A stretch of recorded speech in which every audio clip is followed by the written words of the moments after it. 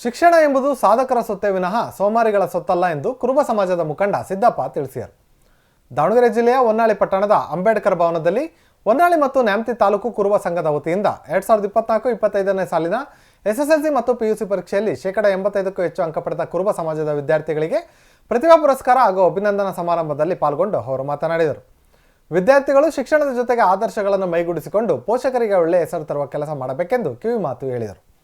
ಸಂಘದ ಅಧ್ಯಕ್ಷ ಪಾಲಾಕ್ಷಪ್ಪ ಮಾತನಾಡಿ, ಸಂಘದ ವತಿಯಿಂದ ವಿದ್ಯಾರ್ಥಿಗಳಿಗೆ ಪ್ರತಿಭಾ ಪುರಸ್ಕಾರ ಮಾಡಲಾಗಿದ್ದು, ಪೋಷಕರು ಮಕ್ಕಳನ್ನು ವಿದ್ಯಾವಂತರನ್ನಾಗಿ ಮಾಡಬೇಕು. ಅಷ್ಟೇ ಅಲ್ಲದೆ ವಿದ್ಯಾರ್ಥಿಗಳು ಮೊಬೈಲ್ನಿಂದ ದೂರ ಇದ್ದು ಶಿಕ್ಷಣದ ಕಡೆ ಹೆಚ್ಚಿನ ಒತ್ತು ನೀಡಬೇಕೆಂದು ಕಿವಿ ಮಾತು ಹೇಳಿದರು.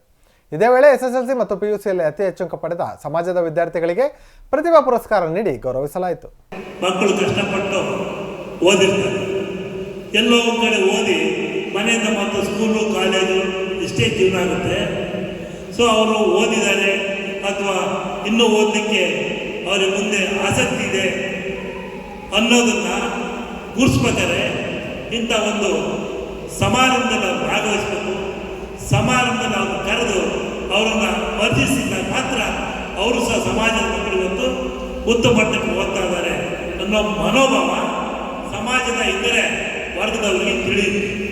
ಅವರು ಮನೆಯಲ್ಲೇ ಓದೋದು ಅಥವಾ ಶಾಲೆ ಓದು, ಕಾಲೇಜಿಗೆ ಓದು, ಅಲ್ಲಿಂದ ಮತ್ತೆ ಮನೆಗೆ ಓದೋದು ಅಷ್ಟಕ್ಕೆ ಸೀಮಿತ ಆಗೋದಾರ ಅವರು ಸಹ ಸಮಾಜದಲ್ಲಿ ಪರಿಚಿತ ವ್ಯಕ್ತಿಗಳಾಗಲಿ, ಸಮಾಜದಲ್ಲಿ ಸಂಸ್ಕಾರ ಉಳ್ಳ ಮಕ್ಕಳಾಗಲಿ, ಸಮಾಜದಲ್ಲಿ ಅವರು ಸಹ ಸಾಂಸ್ಕೃತಿಕ ಹೊಂದ ಮಕ್ಕಳಾಗಲಿ ಅನ್ನೋ ಮೂಲ ಉದ್ದೇಶನ ಇಟ್ಕೊಂಡು ನಮ್ಮ ಸಮಾಜದ ಬಂಧುಗಳಂತ ಪಾಲಕ್ಷಪ್ಪ ಅವರ ಅಧ್ಯಕ್ಷತೆಯಲ್ಲಿ ಅವರು ಇವತ್ತು ಒಂದು ಅಭಿನಂದನೆ ಸಮಾರಂಭ ಮಾಡಬೇಕು ಅಂತ ತೀರ್ಮಾನ ಮಾಡ್ತಾರೆ ಅಂತ ತಾವೆಲ್ಲ ಬಂದಿದ್ದೀರಿ. ಭಾಳ ಸಂತೋಷ. ಮತ್ತೊಮ್ಮೆ ನಿಮಗೆ ಅಭಿನಂದಿಸಿ. ಇವತ್ತು ಮಕ್ಕಳು ಬಹುಮುಖ್ಯವಾಗಿ ವಿದ್ಯೆ ಓದಿದ ಮಾತ್ರ ಜೀವನ. ನಾವು ವಿದ್ಯೆ ಓದಿದೆ ನನಗೆ ಎಷ್ಟೋ ಕೋಟಿ ಆಸ್ತಿ ಇದೆ ಅಥವಾ ಎಷ್ಟೋ ಕೋಟಿ ಹಣ ಇದೆ ಅಂದರೆ ಅದು ಇವತ್ತು ಉಳಿಬೋದು ಅಥವಾ ಹೋಗ್ಬೋದು. ವಿದ್ಯೆ ಇದೆಯಲ್ಲ, ಅದು ಯಾರೂ ಏನು ಮಾಡೋಕ್ಕಾಗೋದಿಲ್ಲ. ನಮ್ಮ ಜೀವ ಇರೋವರು ನಮ್ಮ ಜೊತೆಗಿರ್ತದೆ, ಅದಕ್ಕೆ ಯಾರು ಗಟ್ಟಿಗಟ್ಟಕ್ಕೂ ಆಗೋದಿಲ್ಲ. ಅಂತ ಮಹತ್ವವಾದ ಒಂದು ಶಕ್ತಿನೇ ಈ ವಿದ್ಯೆ. ನಾವು ಈಗ ಇವರಿಗೆ ಪ್ರೋತ್ಸಾಹ ಮಾಡಿದ್ದೇ ಆದರೆ ಇನ್ನು ಮುಂದುವರ್ತಕ್ಕಂಥ ಮಕ್ಕಳು ಅತಿ ಹೆಚ್ಚಿನ ಮಟ್ಟದಲ್ಲಿ ಅಂಕ ತಗೊಂಡು ಹೆಸರು ತಗೊಳ್ಬೇಕು ಅಂತ ಒಂದು ತೀರ್ಮಾನ ಮಾಡಿದ್ವಿ.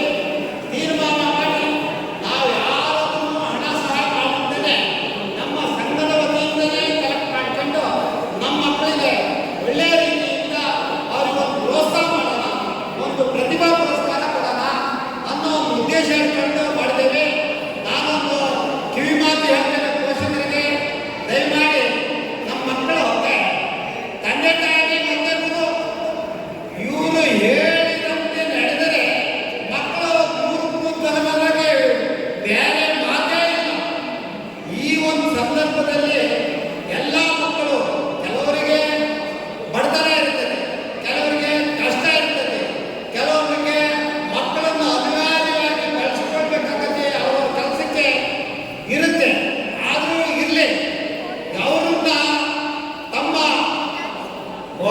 ವಿದ್ಯಾಭ್ಯಾಸಕ್ಕೋಸ್ಕರ ಅವ್ರನ್ನ ನೀವು ಕೆಲವೊಂದು ಸಮಯ ಫಿಕ್ಸ್ ಮಾಡಿ ಇಡಬೇಕಾಗತ್ತೆ. ನಾನು ಓದಿದ್ದು ನ್ಯಾಮತಿ ಗರ್ಲ್ಸ್ ಹೈಸ್ಕೂಲಲ್ಲಿ. ಅದು ಗರ್ಲ್ಸ್ ಸ್ಕೂಲು, ತುಂಬ ಚೆನ್ನಾಗಿತ್ತು. ನನಗೆ ಈ ಫಂಕ್ಷನ್ ಇನ್ಸ್ಪಿರೇಷನಲ್ ಫಂಕ್ಷನ್ ಆಯಿತು. ನಾನು ಫಸ್ಟ್ ಟೈಮ್ ಈ ಥರ ಫಂಕ್ಷನ್ಸ್ನೆಲ್ಲ ಅಟೆಂಡ್ ಮಾಡಿದ್ದು. ಈ ಥರ